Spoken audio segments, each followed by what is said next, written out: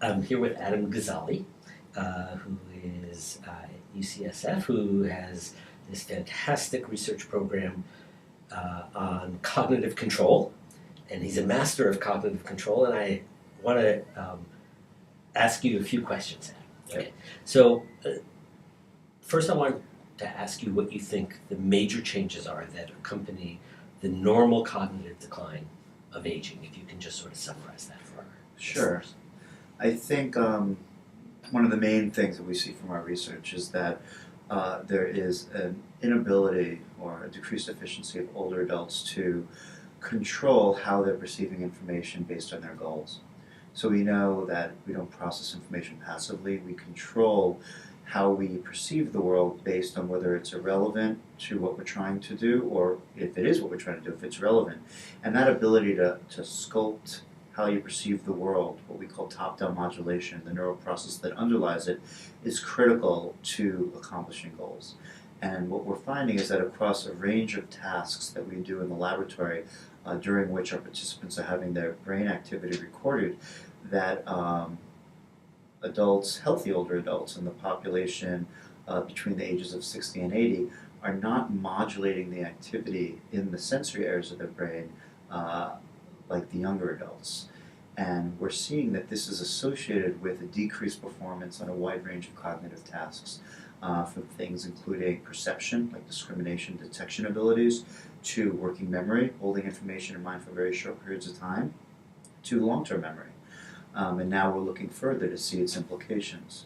So I tend, our lab is accumulating this information that shows that this is a very fundamental neural process that is critical for high-level performance, and it seems to be changing as we get older. Okay, so I want to pursue this changing as we get older, and I know you gave actually a fantastic talk earlier today, and you seem to make a distinction between these healthy older adults, these fantastic healthy older adults, these sort of super adults, older adults, and this issue of what some people call the normal cognitive decline of aging. Right. And the reason that I want to make this distinction is that I've been trying in the cognitive enhancement field, I've been trying to make a distinction between enhancement, which would be enhancing normalcy in, let's say, younger people, and restoration, which would be returning older people who have experienced the normal cognitive decline of aging to some semblance of what they were when they were younger. Right. Okay. But much hinges on what's normal. And so you think about this a lot, and I'm wondering, you were quite hesitant to use the term normal with either the people who were very intact or the people who were declining. So can you tell me what your thoughts are about this? Well, normal's a loaded term in that, the problem is that a lot of us use it differently. And so it becomes loaded, it becomes used for different arguments, and I think a lot of us don't know what we're talking about. So normal, like in the context of normal aging, has often been referred to as what happens when you don't have pathology, when you are healthy, and what are the changes that occur under those circumstances. The problem with normal is that people also use it to refer to what is the average, what is the most common, the usual way that things change, or defining a population. And they're not necessarily the same thing. So there might be changes that occur with age that are independent of pathology, and they might be rare, or they might be common. So they might be normal from the point of view that they're not disease process, but they might be unusual. Or they might be very common. So that distinction is something that I think it's mixed up a lot. Whether we're talking about non-pathological aging, that's very common, and is that what's normal because it's so common, or is what normal are the individuals, as rare as they may be, that have the same function as a 20-year-old when they're 60. So who is normal there? Is it the person that hasn't changed at all, or the person that represents what the large majority of the population looks like that doesn't have pathology? And so I don't know. I don't know what normal is. I mean, I think that if normal is the average, then most of the people in our population who are quite healthy are not normal. They're super normal.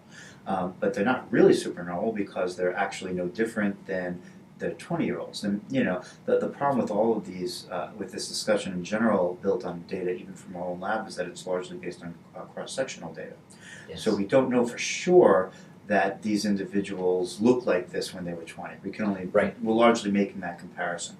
So in general, that's why I avoid the term and tend to look at what we would largely consider healthy aging. And these are people that have a pattern that look like each other, they're common, and they're not pathological.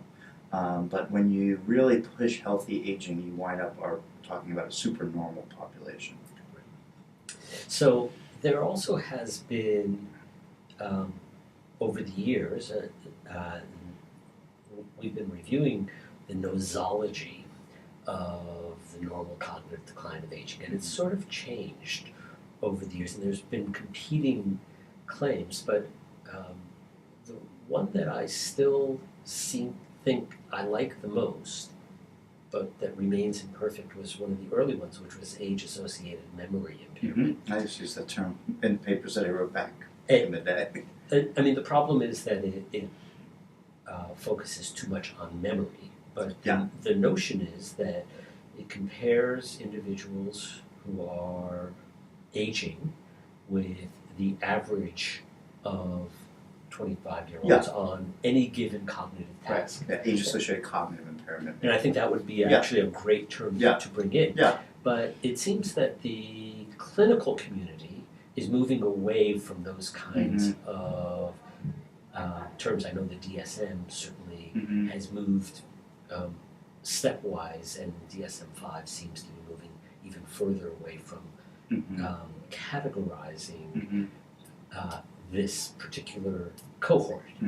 And yet, it seems to me, because we were talking a few minutes ago about the prospect of pharmacological agents or even software games that might be designed specifically to help people who cope with their cognitive changes as they undergo this age-associated cognitive impairment, that there's some utility to that kind of designation. Certainly from the pharmacological perspective, if a pharmaceutical company wants to put something before the FDA, that would be required. But even, I think increasingly people are starting to think about putting software, therapeutic software, having some regulatory teeth over it. If it's going to help, it also could hurt. And so that seems fair. I agree. Be serious about it. So I'm putting words in your mouth, but I appreciate that you actually like that nosology. I used to use that term when I did research on aging in graduate school. That term was very much in vogue, age-associated memory impairment. That was during the mid-90s, and I like the term because I agree calling it normal aging implies that there's nothing wrong in a lot of ways. And just because most people are showing the same thing, and it's usual, and it's not pathological in the sense that we don't have disease pathology associated with it, doesn't mean that it's a good thing. It doesn't mean that it's not a deviation from where these individuals were when they were younger, and nor does it mean that it should not be an area that we might that we don't want to intervene therapeutically. That if there is an impairment in an individual, even if it's independent of pathology, but it's taking them from a higher level to a level that is no longer acceptable to them or has decreased the quality of their lives or the effectiveness that they accomplish their jobs, I don't see in my mind why that would not be an area that we would not investigate for therapeutic interventions. So that leads me directly to my next question, which is that for these people who are undergoing this age-associated cognitive impairment, can it, in the cognitive enhancement field, a lot of people have been excited about memory enhancers and things like that. But from your work, I get the impression that you would actually recommend cognitive control enhancement. Without a doubt. And so, can you paint for me a picture of what somebody who has improved their cognitive control would be like, and what realistically we could either do today or you think we could do tomorrow in terms of either pharmacological agents or training programs that could improve our cognitive control? Yeah, I think that based on our research showing that the fundamental building blocks of higher order cognition, which is your ability to control how you process information, if that's what's declining, it seems that that should be a therapeutic target. Because it's sort of like what I think of as like the base of the pyramid, and there's all these important things that are built on top of it, but it requires the sound foundation. And so my hypothesis would be that if cognitive control is improved, if your ability to regulate information processing based on your goals is more efficient, such that you can, and more effective, such that you can have more activity when something is relevant to you and less activity when it's irrelevant, in essence increasing the contrast between the different aspects of your external world that are relevant or irrelevant, or even your internal world and your internal thought processes, those that are relevant and those that are irrelevant to your goals, then you will have a benefit across a wide range of cognitive abilities, including memory and language and communication and decision making. A lot of this is still hypothesis because we haven't tested it all in our lab, but in the domains that we've looked, in perception, working memory, long-term memory, we're starting to get a very converging view that these abilities, when they decline, have a cost on those skills. We're now looking to see that if we can improve those skills, what are the consequences across abilities that we're not directly training. So sort of just to really just say it more succinctly, I think if you train strategies on improving memory, you wind up with better memory, and probably in that domain that you train.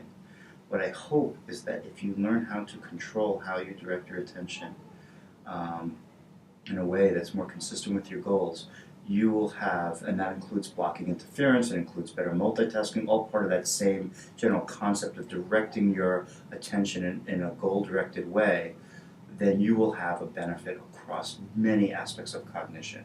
And you'll be someone that just interacts with the world in a more fluid, dynamic way that's more consistent with how you want to interact.